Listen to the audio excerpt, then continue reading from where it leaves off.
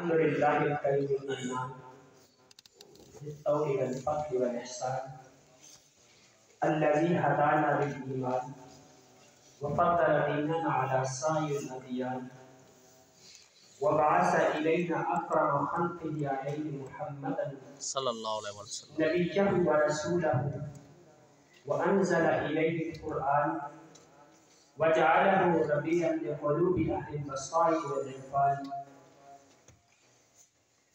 أما بعد فأعوذ بالله السميع العليم من الشيطان الرجيم من همزه ونفخه ونفثه.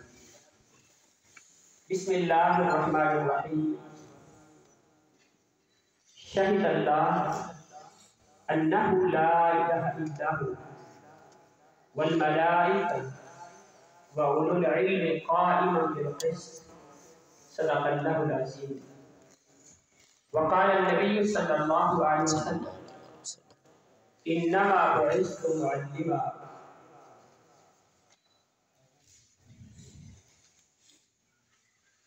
اللہ تعالیٰ کی حمد و ثنا کے بعد درود و سلام پیغمبر کائنات محمد رسول اللہ صلی اللہ علیہ وسلم علیہ وآلہ وسلم کی پاکیزہ ذات پر. محترم جناب صدر وقار ڈاکٹر امان اللہ بھٹی صاحب، عزت مآب جنرل سیکرٹری محترم جناب پروفیسر عثمان ظہیر صاحب، دیگر رفقائے کار، سامعین کرام، اساتذہ کرام، آپ احباب کا شکریہ ادا کرتا ہوں کہ آپ تشریف لائے ہیں اور اس عزم کو سجانے والے ہمارے بھائی عبدالقیوم صابر اور محترم جناب قاری شبیر صاحب اور ان کی سرپرستی فرمانے والے پروفیسر عطاء الرحمن ظہیر صاحب، ان سب کا تہ دل سے مشکور ہوں کہ انہوں نے یہ عزت افزائی کر کے ہمت بندھائی ہے جو عنوان میں ذمہ لگایا گیا ہے وہ یہ ہے کہ طلباء کی کردار سازی میں اساتذہ کا کیا کردار ہے.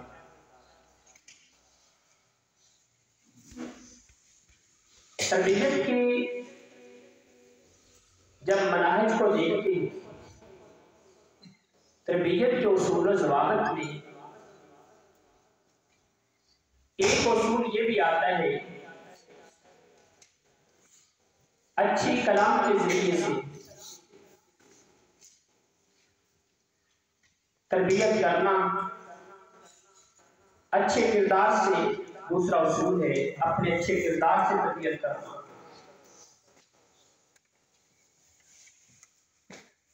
لیکن ایک بات ذہن میں رہے کہ ہم ایک سلفیت کے منہج سے تعلق رکھتے ہیں، کتاب و سنت کے حاملین کہلاتے ہیں.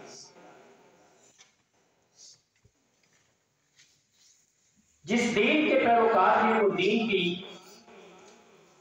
اسلام جیسا سلامتی والا نام رکھتا ہے. عزم کر لے، ارادہ کر لے کہ ہم نے جن طلباء کو تعلیم دینی ہے ان کو ہم نے تراش کے پتھروں سے ہیرے بھی بنانا ہے. جب تک آپ عزم نہیں کریں گے، ارادہ نہیں کریں گے، اس وقت تک کچھ نہیں. عزم ضروری ہے. اگر میں کلاس کے اندر بیٹھا ہوا وقت کا خیال کرتا ہوں، پورے ٹائم پہ کلاس لیتا ہوں، طلباء کو साथ पढ़ा रहा हूं, लेकिन मेरा इरादा ये है, मेरा आज़म ये है, निश्चित ये है कि मैं अपनी जिम्मेदारी पूरी कर रहा हूं। बहुत अच्छी बात है, लेकिन शायद इसका नतीजा रिजल्ट वो ना निकले। जो नतीजा इस आज़म से निकलेगा कि जहां मैंने अपनी जिम्मेदारी अदा करनी है, वहां साथ साथ मैंने अपनी कौम को बेहतरीन रहबर और रहनुमा भी तैयार करके दी।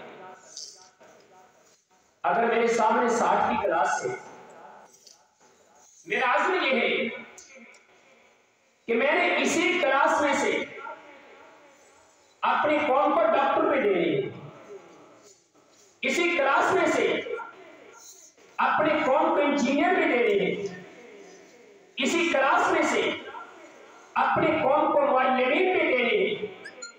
लेकिन इन सब के साथ साथ मैंने इन 60 के 60 बच्चों के साथ इनको मैंने वो तालीम और तरबियत देनी है। ये 60 के 60 मैंने अपनी कौम को अच्छे इंसान देने।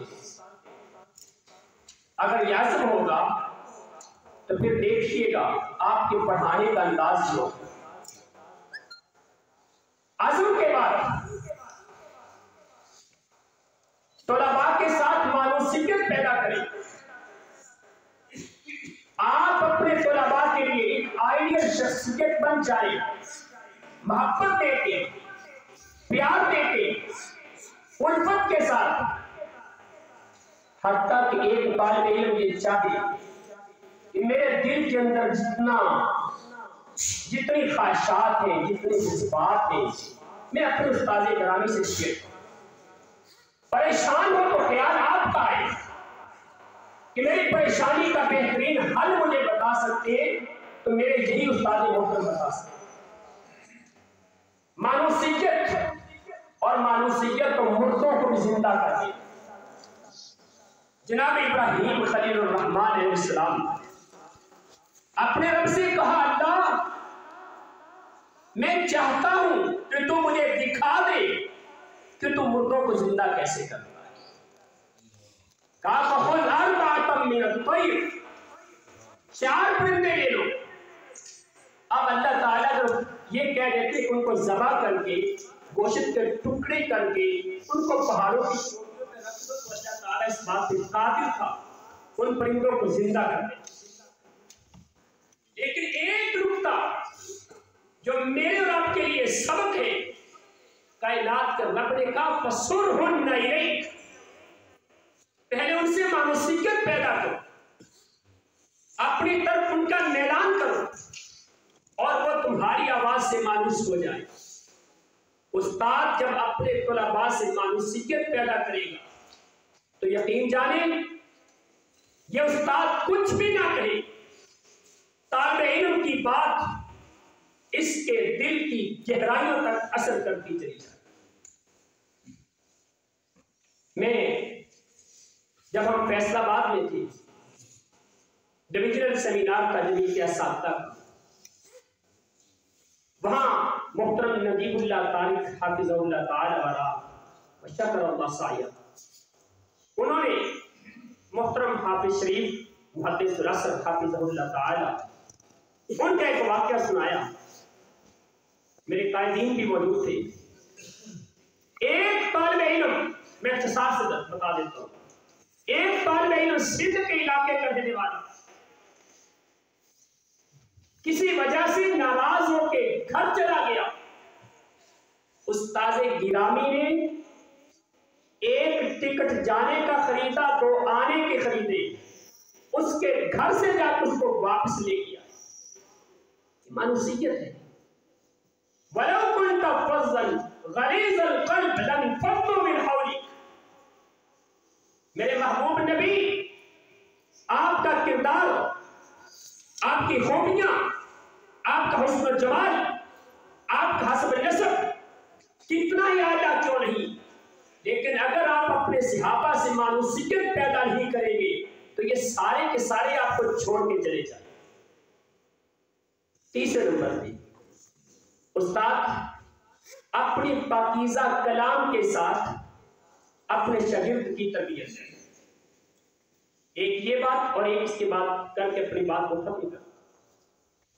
آپ اگر چاہتے ہیں نا کہ شاگرد کے دل میں کائنات کے رب کی عظمت کو راسخ کر دوں، آپ اگرچہ کچھ نہ کریں، صرف اتنا کر دیں جب اللہ تعالی کا تذکرہ ہو، رب کا نام لے، ادب و احترام کے ساتھ رب کی قدرت کو بیان کر دیں، اس کے دل میں رب کی عظمت راسخ ہو جائے. صحابہ کرام کا نام آئے، آپ کی نگاہیں ادب و احترام سے جھک جائیں. رسول مکرم صلی اللہ علیہ وسلم کی پاکیزہ شان کا تذکرہ ہو، آپ کے الفاظ کے اندر وہ شیرینی اور مٹھاس ہونی چاہیے. ادب و احترام کا ایک سمندر بند ہونا چاہیے کہ طالب علم سمجھے کہ میں نے زندگی میں جب بھی محبوب خدا کا نام لینا ہے، ادب و احترام کے تقاضے کو روز خاطر.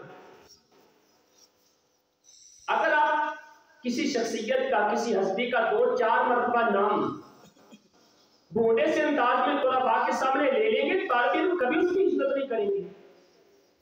اور میں آپ کا اپنا ذاتی تجربہ آپ کے ساتھ شیئر کروں. سید صاحب موجود ہیں، ان کی موجودگی میں ایم اے کی کلاس میں لیکچر لیتے ہوئے میرا ایک طریقہ کار ہے. ویسے جب بھی میرے پاس نئی کلاس آتی ہے نا، میں ان تمام کلاس کے طلباء کو ایک اسائنمنٹ دیتا ہوں. فرسٹ ٹائم آپ نے ایک اسائنمنٹ لکھ کے لانی ہے. اب تک جتنے بھی تعلیمی مراحل نے گزارے، گھر کے معاملات، آپ کے معاشی معاملات، آپ سارے کے سارا اپنا بایو ڈیٹا لکھ کے مجھے دیں گے اور اس کی پرائیویسی انشاءاللہ برقرار رہے. وہ اسائنمنٹ پڑھنے سے مجھے اندازہ ہو جاتا ہے کہ میرے پاس کس طرح کے طلباء موجود. فرسٹ ڈے ایم اے کی کلاس تھی. طلباء سے تعارف کرتے ہوئے ایک بیٹی نے اپنا نام بتایا، نجم صاحب. میں نے کہا بیٹا آپ مسلک اہل تشیع سے تعلق رکھتی ہیں. کہتی سر آپ کو کیسے پتا چلا؟ کہ بیٹا آپ کا نام اس طرح کا ہے. لیکن اس دن سے میں نے یہ عزم کر لیا، جب بھی اہل بیت اطہار کا تذکرہ آتا، صحابہ کرام کا نام آتا، میں کسی نہ کسی صحابی کی تعریف میں چند کلمات کہہ دیا کرتا. اہل بیت اطہار کا وہ منہج، ان سے محبت کا وہ منہج بیان کرتا جو ہمارے سلف صالحین کا تھا. کعبہ کے رب کی قسم کھا کے کہتا ہوں، میں نے ایک دن اس بیٹی سے نہیں کہا بیٹا آپ یہ کرو، یہ کرو، یہ نہ کرو، وہ نہ کرو. ایک دن بھی نہیں کہا. جس دن فارغ ہو کے گئی نا، اس بیٹی نے مجھے کہا سر میں کسی بہترین تفسیر کا مطالعہ کرنا چاہتی ہوں، مجھے کوئی تفسیر بتا. میں نے ایک تفسیر بتائی، پھر اس نے دوسری کا کہا، پھر میں نے دوسری بتائی. اس وقت وہ تیسری تفسیر حافظ عبدالسلام بھٹوی حافظ اللہ تعالی والی اس تفسیر کا مطالعہ کر. میں نے اس سے سوال کر لیا بیٹا آپ کو یہ کیسے خیال پیدا ہوا؟ یقین جانے اللہ تعالیٰ میرا یہ عمل اپنی بارگاہ میں قبول فرما دے. آمین. بیٹی کہنے لگی سر جب آپ صحابہ کرام کا نام لیتے تھے، آپ کے نام لینے کا انداز اتنا باادب ہوتا تھا، اور جب اہل بیت اطہار کا تذکرہ کرتے تھے میرے ذہن میں یہ تھا، مجھے بتایا یہ گیا تھا، مجھے پڑھایا یہ گیا تھا کہ اہل بیت اطہار کے دشمن ہیں یہ لوگ، لیکن آپ کے انداز محبت نے مجھے اس بات پہ سوچنے پہ مجبور کر دیا کہ پیچھے حقیقت کچھ اور ہے. میں نے آپ سے سب سے پہلے تفسیر کا پوچھا کیونکہ قرآن سب سے بڑا رہنما ہوتا ہے، اور اس وقت اللہ کے فضل و کرم سے ہدایت کے راستے پر ماشاءاللہ اللہ تعالی ہمیں یہ انداز اپنانے کی توفیق عطا. آمین. آخری بات، اپنے کردار کے ذریعے سے اپنے طلباء کی تربیت. آپ 100 باتیں کہہ دیں کہ یہ کرنا ہے، وہ کرنا ہے، جھوٹ نہیں بولنا، جھوٹ نہیں بولنا. 100 مرتبہ کہہ دیں. ایک بار جھوٹ آپ کی زبان سے نکل گیا طلباء کے سامنے، یقین جانے آپ کا 100 بار کہنا وہ ریت کی دیوار صاحب.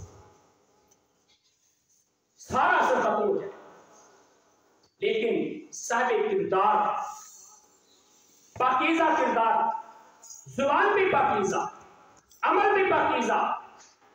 آپ میں سے آپ جتنے اساتذہ کرام تشریف فرما ہیں، میرے قائدین تشریف فرما ہیں، یہ بھی تعلیم سے وابستہ ہیں۔ ہر بندہ تقریباً بچپن میں ہوتا ہے تو اپنے والد کو کاپی کرتا ہے، اور جب کسی تعلیمی ادارے میں جاتا ہے اپنے کسی استاد کو کاپی کرتا ہے، اس کو اپنے سامنے رکھتا ہے۔ اگر ایک لکڑی تراشنے والا اس طرح کا خوبصورت رستم تیار کر سکتا ہے، اگر ایک زرگر مٹی سے ملے سونے کو نکال کے اس کو ہمارے لیے بہترین زیور بنا سکتا ہے، پہاڑوں میں چھپے پتھروں کو تراش تراش کے ہیرے کو بندہ بنا سکتا ہے، ایک استاد بہترین انسان پیدا کیوں نہیں کر سکتا؟ استاد کر سکتا ہے، لیکن اپنا کردار پیش کرے، عزم پیش کرے، اور استاد کے ذہن میں تربیت کا پہلو ہر حال میں رہنا چاہیے۔ رسول مکرم کی وہ حدیث بھی ذرا سامنے دیکھیں، جب اللہ کے رسول کے پاس آیا تھا نا آنے والا، کہا اسلام کو قبول کر لیتا ہوں لیکن زنا کی اجازت دے دوں۔ فرمایا اسلام کلمہ تو پڑھو پہلے، کیونکہ کلمے کا اپنا ایک نور ہے۔ کلمہ پڑھا، اسلام قبول کر لیا، کہا مجھے اجازت ہے کسی کے گھر جانے کی؟ کہا چلے جاؤ، ابھی دروازے تک ہی گیا ہوگا۔ رسول مکرم نے کہا تیرے جیسا کوئی اور آ جائے تمہارے گھر بھیج دوں، تمہارا گھر تو خالی ہوگا نا۔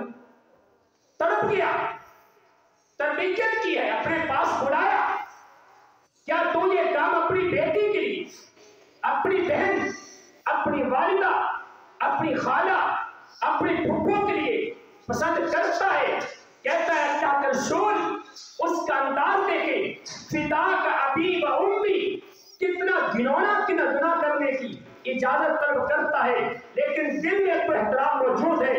کیا کہتا ہے؟ فداک ابی و امی، اللہ کے رسول میرے ماں باپ آپ پہ قربان ہو جائے، میں تو اس بندے کو قتل کر دوں گا جو میرے گھرانے کی کسی عورت سے ایسا ارادہ بھی کرے گا۔ اللہ کے رسول نے فرمایا اگر تو پسند نہیں کرتا تو کوئی اور اس بات کو پسند نہیں کرتا۔ اور استاد تربیت کے حوالے سے یہ ذمہ داری بھی ذہن میں رکھے کہ اپنے طلباء کے لیے دعا کیا، جیسا کہ اللہ کے رسول نے یہاں پہ دعا کی تھی، اللہ وطہر قلب وحسن فرجا واغفر ذنبا، اللہ اس کا گناہ بھی معاف کر دے، دل بھی پاکیزہ کر دے، اللہ اس کے جسم کو طہارت عطا فرما دے۔ رسول مکرم نے دعا کی۔ آپ سے اگر سوال کر لوں گستاخی نہ سمجھیے گا، ذرا دل میں سوچئے گا، آج تک ہم نے رات کی تاریکیوں میں اٹھ کے کبھی اس نیت اور ارادے سے اٹھے ہوں آج کی رات میں نے اپنے رب سے اپنے بیٹوں کے لیے، اپنے طلباء و طالبات کے لیے ہدایت کی، نیکی پہ چلنے کی، بہترین انسانیت کی حصول کی دعا کرنی ہے۔ آج تک ایک بار بھی شاید ہم نے اپنے طلباء کے لیے دعا نہ کی۔ رسول مکرم تو اپنے صحابہ کے لیے دعا کیا کرتے، ہم خود بیان کرتے ہیں ممبر و محراب سے، آپ آگے رات کو اٹھ کے بیدار ہو کے دعائیں کیا کرتے، اپنی امت کے لیے کیا کرتے، لیکن ہم نے اپنے طلباء کے لیے کتنی دعائیں؟ زندگی کی ساری دعاؤں کو اکٹھا کیجئے، ان کے اندر شاید ایک جملہ بھی ہماری زبان سے ایسا نہیں نکلا کہ ہم نے اپنے طلباء کے لیے دعا کی۔ یہ سب سے بڑا ہتھیار ہے لوگوں کے پاس۔ اللہ تعالیٰ سے دعا کرتا ہوں استاد کو طلباء کے لیے کردار کا بہترین سرچشمہ بنا دے، آمین۔ اس کو دیکھ کے نسلیں سدھر جائیں۔ اقول قولی ھذا واستغفر اللہ لی ولکم ولسائر المسلمین۔